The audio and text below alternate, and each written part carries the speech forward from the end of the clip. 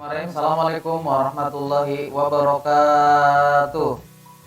Gimana anak-anakku kabarnya? Alhamdulillah, semoga semuanya dalam keadaan sehat walafiat dan tetap semangat belajar di rumah. Baik, pada pertemuan selanjutnya yaitu di halaman 33, yaitu iman kepada malaikat-malaikat Allah. Sebelum kita mulai daripada materi ini, marilah kita berdoa terlebih dahulu bareng-bareng. Bismillahirrahmanirrahim.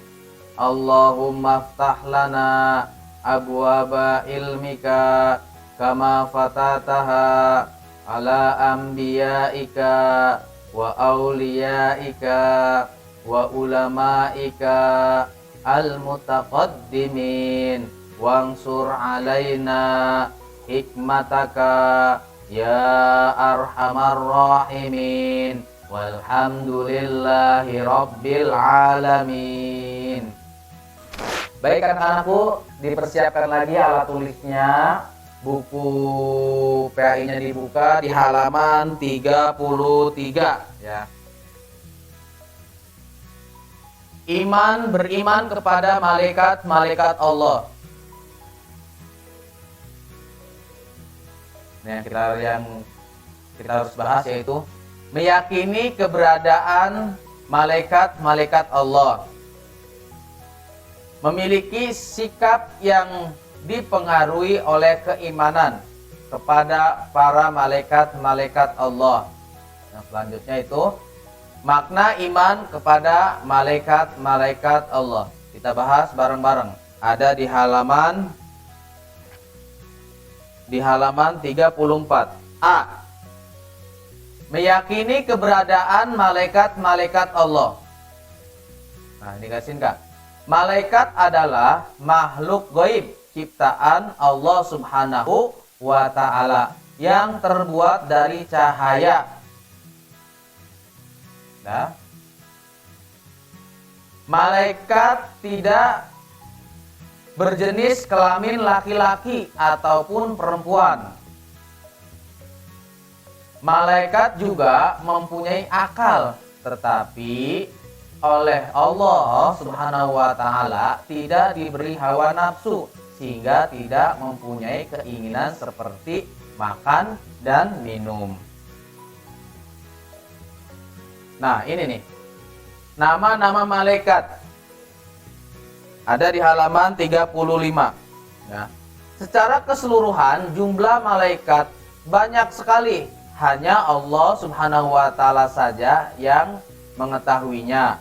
Akan tetapi kita selaku umat Islam hanya diwajibkan mengetahui 10 malaikat saja. Nah, yang pertama ada malaikat Jibril. Garisin Kak.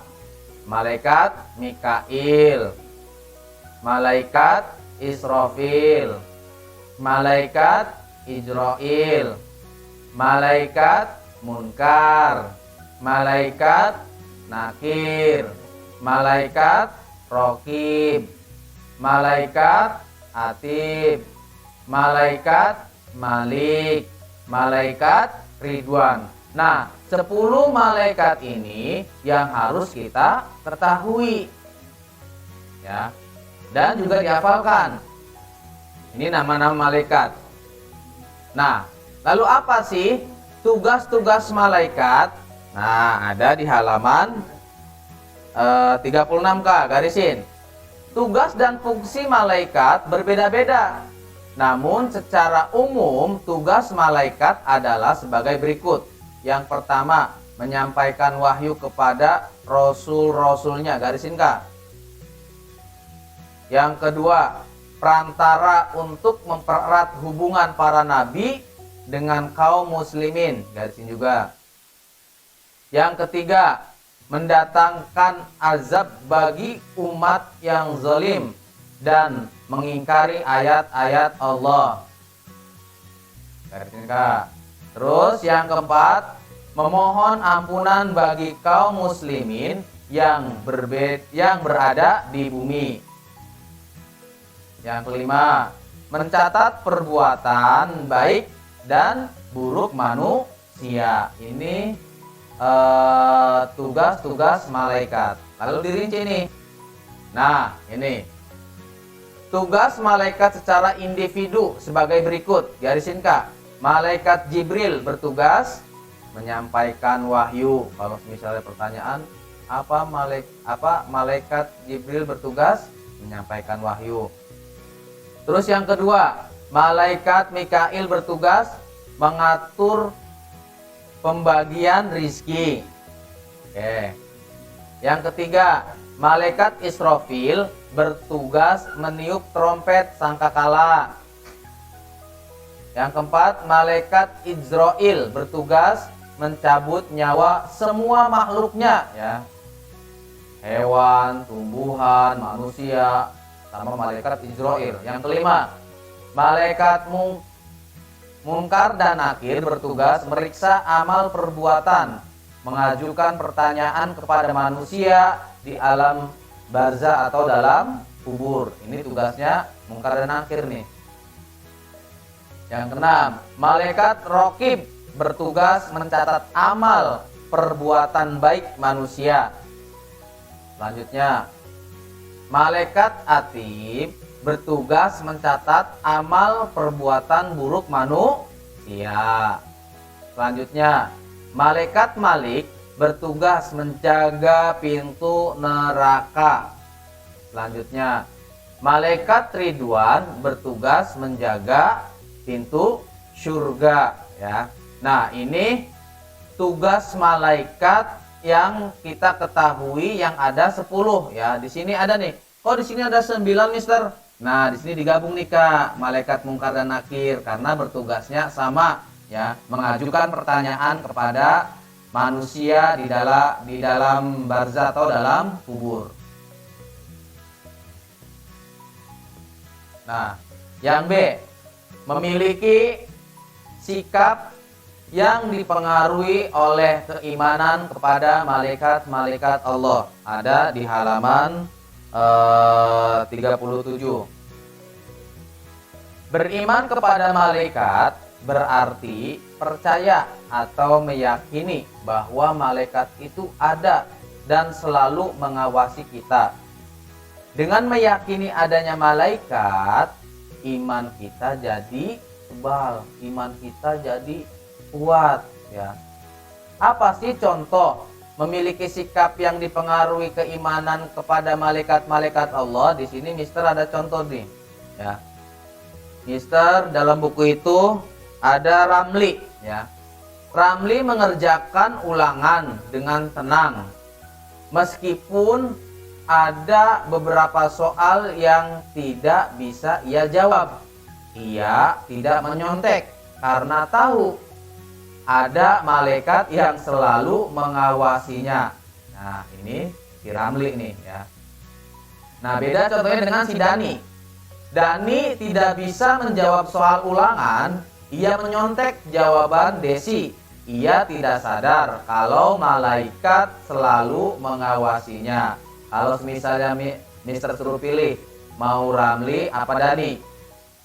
Iya, pasti Ramli, ya.